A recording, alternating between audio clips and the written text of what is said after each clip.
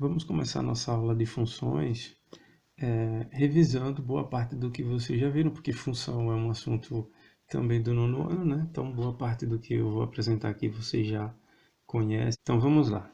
Funções. Eu tenho aqui a primeira tabela. Na primeira coluna tem quantidade de livros.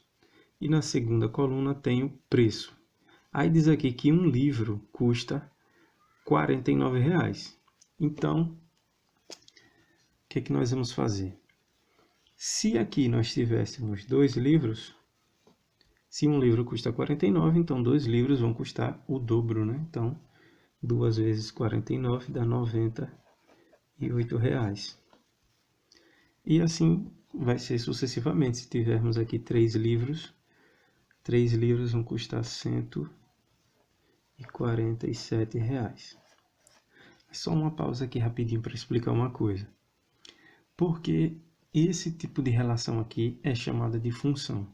Porque existe uma relação de dependência entre as duas variáveis. Aqui eu tenho duas variáveis, uma é a quantidade de livros e a outra é preço. E aí, quem depende de quem? O preço, nesse caso, a ser pago pelos livros, vai depender da quantidade de livros comprados. Veja aqui, quem compra 3 livros, logicamente, vai pagar mais do que quem compra um livro só. Então, o valor a ser pago, se você está numa loja, né, comprando livros, o valor a ser pago vai depender da quantidade de livros que você vai levar. Ok? Então, só para continuar aqui a tabela, se eu comprasse 4 livros, eu pagaria 4 vezes 49, que dá 196. E se fossem comprados N livros? E agora, se fossem comprados N livros, eu não tenho ainda a quantidade certa de livros que eu vou comprar. Eu só sei que eu vou comprar uma certa quantidade, mas a gente já sabe que por unidade é cobrado R$ 49. Então, o preço que eu vou pagar por N livros vai ser 49 vezes N.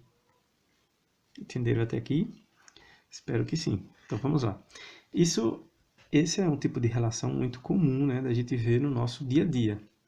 Agora também existe relação aqui de funções, né, assim com função, na geometria. Na geometria, nós temos aqui um quadrado de lado L, né? E aqui eu tenho uma tabela com medida do lado em metros e aqui a área em metros quadrados. O que acontece? O lado de um quadrado, se ele medir 1 metro, a sua área vai ser 1 metro quadrado, porque a área de um quadrado é o seu lado elevado ao quadrado, né? L ao quadrado. Então, se eu elevar 1 ao quadrado, 1 ao quadrado, 1 vezes 1 é igual a 1.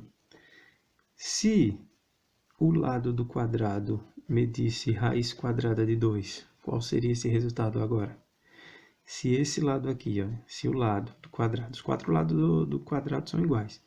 Se o lado do quadrado mede raiz quadrada de 2, a sua área vai ser raiz quadrada de 2 vezes raiz quadrada de 2, que é igual a 2, né? Porque raiz quadrada de 2 vezes raiz quadrada de 2 dá raiz quadrada de 4. Raiz quadrada de 4 é igual a 2. Então, sendo o lado raiz quadrada de 2, a área desse quadrado vai ser 2 metros quadrados. Se fosse 2, então 2 elevado ao quadrado vai dar 4 metros quadrados. Se for 3 elevado ao quadrado dá 9 metros quadrados. E se eu não sei quanto mede o lado do quadrado, se eu chamar esse lado do quadrado de L, chamando o lado do quadrado de L, a área desse quadrado, né, vai ser L elevado ao quadrado. Então, só para destacar, no nosso primeiro exemplo, a nossa variável dependente é o preço, porque, vou colocar aqui, variável dependente.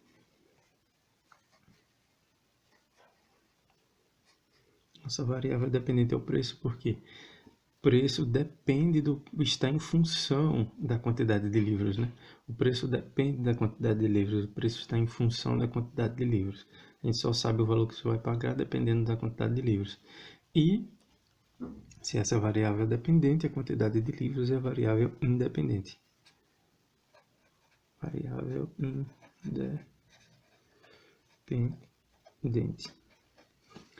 No segundo exemplo, né, a nossa variável dependente é a área, porque a área, no caso do quadrado, depende da medida do lado.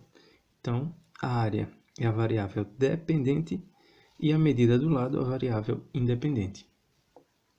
Nós temos aqui uma definição de função, né? Nós lemos isso aqui como função de A em B. Então, quando nós temos uma função de A e B, se e somente se, para cada elemento de A, existe um único elemento correspondente em B. Vejam esses casos aqui. Ó.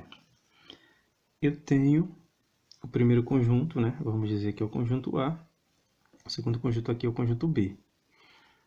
Para cada elemento aqui ó, do conjunto A, tem que ter apenas um correspondente em B. E isso, nesse primeiro caso, está acontecendo. Por quê?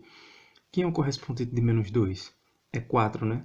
Então, aí só tem um correspondente no conjunto B. O correspondente de menos 1 é 1. O correspondente de 1 é 1.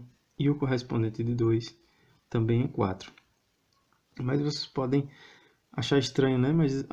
Mas no conjunto B, o número 1, por exemplo, ele é correspondente de 2 números do conjunto A.